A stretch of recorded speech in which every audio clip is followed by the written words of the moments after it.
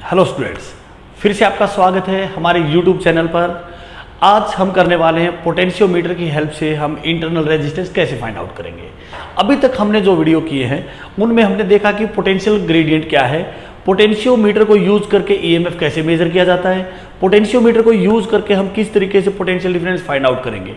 आज ये पोटेंशियोमीटर का लास्ट एप्लीकेशन है कि how can we find internal resistance of a cell using potentiometer.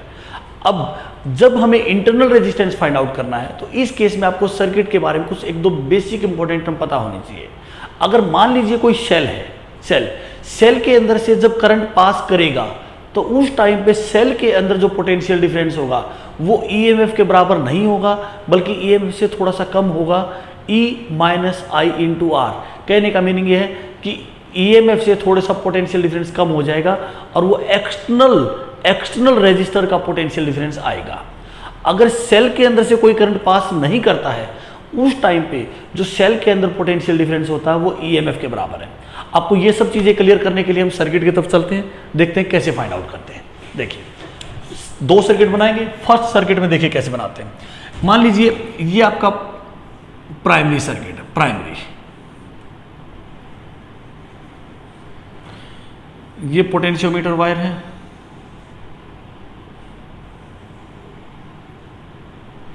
पहले की तरह बेसिक टर्म याद होनी चाहिए। ए बी जो वायर है पोटेंशियोमीटर वायर है, ये एक रेजिस्टेंस है, ये एक प्राइमरी सेल है, करेक्ट है। अब इस सेल के अंदर से ऐसे करंट पास करेगा, ठीक है। अब यहां पे एक वो सेल कनेक्ट करने वाले हैं जिसका हमें ईएमएफ मेजर करना है। मान लीजिए ये सेल है जिसका हमें ईएमएफ मेजर करने वाले हैं, करेक्ट है। ईएमएफ ये इसका इंटरनल रेजिस्टेंस है और ईएमएफ है E1, ठीक है। अब ए पॉइंट को यहां से कनेक्ट करते हैं। आपको याद होना चाहिए, मैंने आपको पहले वीडियो में बताया था कि सेल का जो हाई पोटेंशियल है वायर के हाई पोटेंशियल से, सेल का ये वाला हिस्सा हाई पोटेंशियल है और वायर का ए हाई पोटेंशियल है, तो पॉजिटिव को ए से कनेक्ट करना है और नेगेटिव को लो पोटेंशियल से। और एक पॉइंट गैल्वेनोमीटर, एक ऐसा पॉइंट ढूंढने की कोशिश करेंगे जहां पे गैल्वेनोमीटर जीरो रीडिंग शो करेगा। इस पॉइंट को मैंने नाम दिया X। क्या नाम दिया मैंने इसको? X। और ये पॉइंट मैंने नाम दिया P। और बैलेंसिंग जो लेंथ आई है, मींस जिस पॉइंट पे गैल्वेनोमीटर ने रीडिंग जीरो शो की है उस लेंथ को हमने नाम दिया है L1, करेक्ट है। अब याद करके बताओ पहले की तरह, अगर इस वायर का पोटेंशियल ग्रेडियंट K है, let K is potential gradient. आप सभी को ये पहले ही वीडियो में फाइंड आउट करना आ चुका है। K इज पोटेंशियल ग्रेडियंट और K का मीनिंग क्या है? Per unit length potential difference क्या है। ए बी वायर के अंदर टोटल पोटेंशियल डिफरेंस VAB होगा, 1 यूनिट लेंथ के अंदर पोटेंशियल डिफरेंस की वैल्यू को बोलते हैं K। इसकी लेंथ है L और इसका रेजिस्टेंस है R। K का मीनिंग याद है सबको? Potential difference in wire AB divided by length L, correct है। अभी एक यूनिट लेंथ में पोटेंशियल डिफरेंस कितना है? K। तो ये जो बैलेंसिंग लेंथ आई है L1, इसके अंदर पोटेंशियल डिफरेंस कितना होगा? Potential difference in length L1 K into L1 हो जाएगा। अब ये बताओ, ये जो पोटेंशियल डिफरेंस है इसके अंदर तो कोई पोटेंशियल डिफरेंस नहीं है। क्यों? क्योंकि करंट पास ही नहीं किया इसके अंदर से। गैल्वेनोमीटर की रीडिंग कितनी है? 0, करेक्ट हो गया। तो इसके अंदर कोई भी पोटेंशियल डिफरेंस नहीं है, कोई पोटेंशियल डिफरेंस नहीं है, तो इस पॉइंट का और इस पॉइंट का पोटेंशियल क्या है?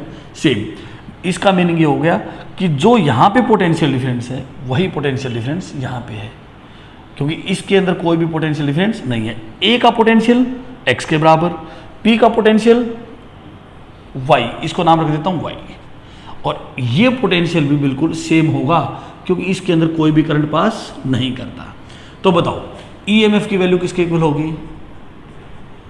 K इंटू L1, वो है Vx माइनस Vy, और Vx माइनस Vy की वैल्यू है Va माइनस Vp। हम लास्ट वीडियो में ये करके आए, करेक्ट है। अब देखो क्या करते हैं, अब एक नया सर्किट यूज करेंगे। सेकंड, इस सर्किट में हम क्या करते हैं, देखो ये जो सेल है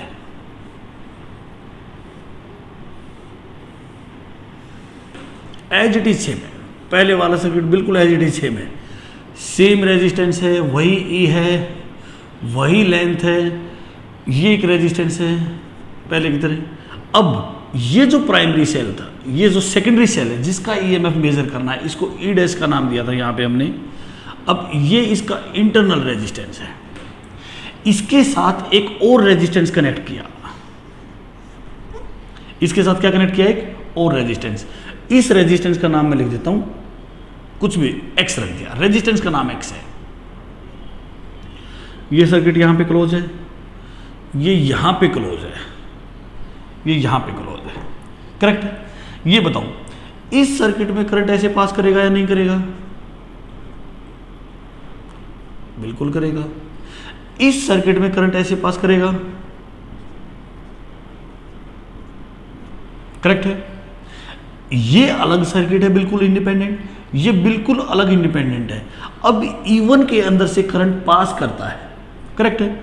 फिर मैंने ये पोटेंशियल हाई है, हाई को इससे कनेक्ट किया और एक गैल्वेनोमीटर से इस पॉइंट को कनेक्ट करके एक पॉइंट ढूंढा जिसने 0 रीडिंग शो की। जब गैल्वेनोमीटर की रीडिंग कितनी होगी? 0। कहने का मतलब यह है कि इस E1 सेल का कोई भी करंट इधर नहीं गया और इसका करंट कोई भी इधर नहीं आया, तो इस ब्रांच में भी करंट 0 और इस ब्रांच में भी करंट 0। गैल्वेनोमीटर की रीडिंग कितनी है? 0, means no current in this branch. और इसमें करंट नहीं होगा तो इसमें भी करंट नहीं होगा, ओपन सर्किट की तरफ बिहेव करेगा।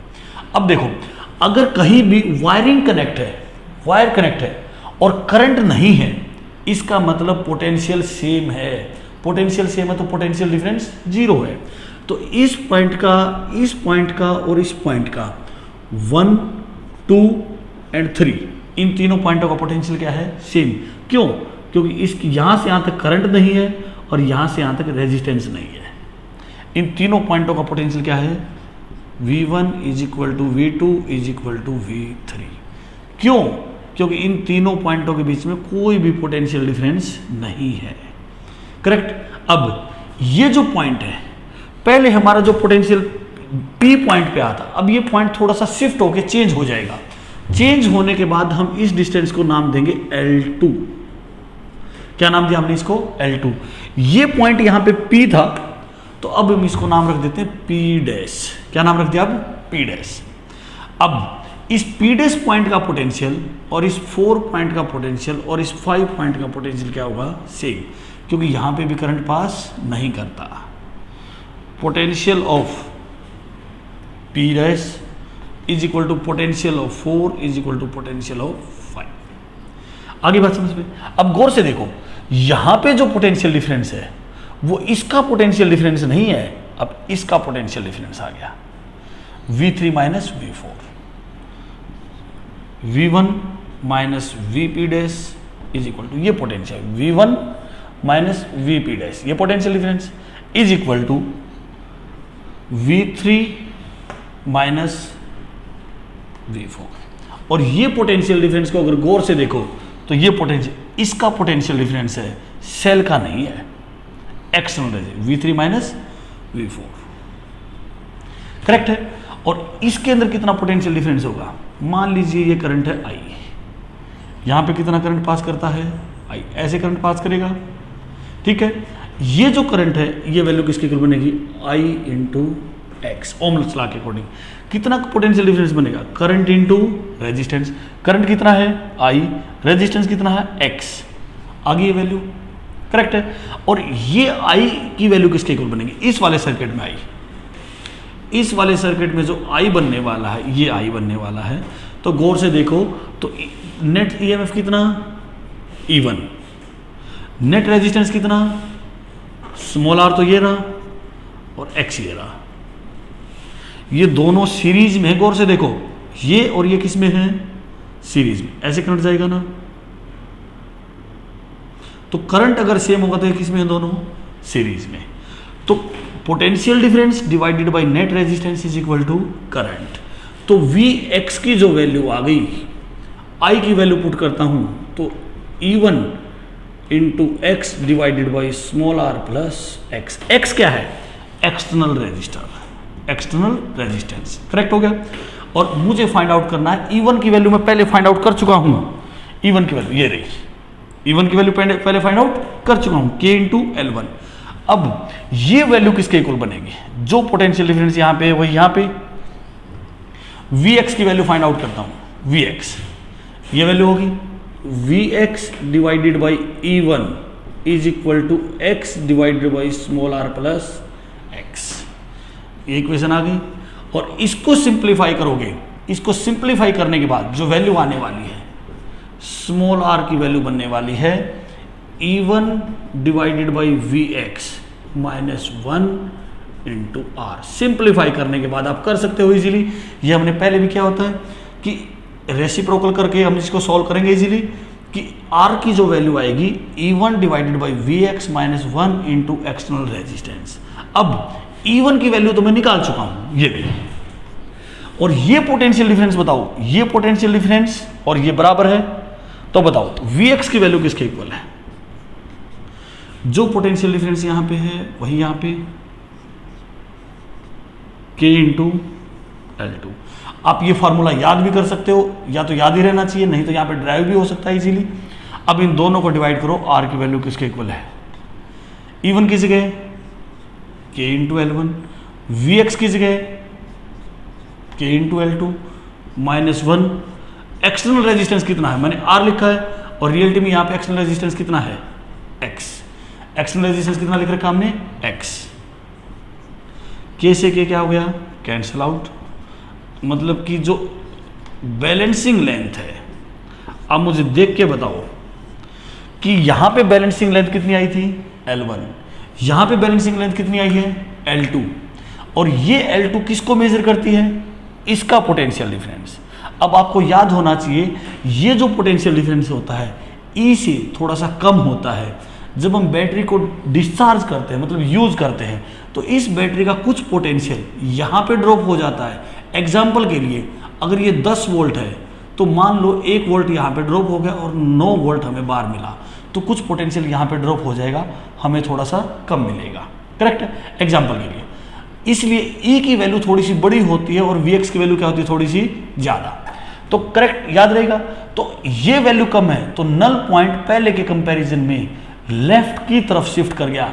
ये बोर्ड में क्वेश्चन भी पूछा जाता है, अगर बैटरी ये वाली जो सेकेंडरी सर्किट है, ये प्राइमरी सर्किट है और ये सेकेंडरी, अगर सेकेंडरी सर्किट क्लोज है तो नल पॉइंट लेफ्ट में शिफ्ट करेगा या नल पॉइंट राइट में शिफ्ट करेगा, और आप इसका आंसर दोगे अगर सेकेंडरी सर्किट क्लोज है तो नल पॉइंट लेफ्ट में शिफ्ट करेगा। क्यों, क्योंकि जैसे ही सेकेंडरी सर्किट क्लोज होगा तो पोटेंशियल डिफरेंस इसका मेजर होगा, और ये पोटेंशियल डिफरेंस हमेशा E से थोड़ा सा क्या होता है, कम होता है। और सेकेंडरी सर्किट अगर ओपन है, मतलब ये सर्किट है ही नहीं, तो इसके अंदर से कोई करंट पास नहीं करेगा तो रीडिंग जो आएगी वो E1 के बराबर आएगी, और E1 की वैल्यू Vx से थोड़ी सी क्या होती है, ज़्यादा। इस केस में यहाँ पे कोई करंट नहीं है, यहाँ पे कोई भी करंट नहीं है, तो जो रीडिंग आई है वो E1 के बराबर आई है। E1 की वैल्यू इसके पोटेंशियल से थोड़ी सी क्या है, ज़्यादा है, इसलिए ये L2 लेंथ कम है और L1 लेंथ क्या है, थोड़ी सी ज़्यादा। यहाँ पे कोई नए क्वेश्चन नहीं आते, डायरेक्ट आपको फार्मूला याद होना चाहिए, सॉरी ये एक्स रहेगा था आपका, ये L1 divided by L2 minus 1, ये X कौन सा रेजिस्टेंस है, ये वो रेजिस्टेंस है एक्सटर्नल जो आपने लगाया है, यहाँ पे जो आउटपुट मिलती है, करेक्ट है। सबकी वैल्यू गिवन होगी, डायरेक्ट फार्मूले में वैल्यू पुट करनी है और आंसर आएगा। चाहे आपका जेई में देखो, चाहे एडवांस में देखो, चाहे नीट में, चाहे बोर्ड में जो क्वेश्चन आते हैं वो सिर्फ इस टाइप के आते हैं कि भी सेकेंडरी सर्किट अगर क्लोज है तो नल पॉइंट किधर शिफ्ट होगा, नल पॉइंट पे क्या फर्क पड़ेगा, पहले नल पॉइंट इतने सेंटीमीटर पे था, अब नल पॉइंट कितने सेंटीमीटर पे होगा, या फिर पहले नल पॉइंट 40 सेंटीमीटर पे था, अब नल पॉइंट 30 सेंटीमीटर पे है, तो इंटरनल रेजिस्टेंस की वैल्यू फाइंड आउट करो। डायरेक्ट फार्मूला बेस्ड न्यूमेरिकल होंगे, आप इजीली सॉल्व कर सकते हैं। आप इस वीडियो को ट्राई करें, देखें और समझें। ओके।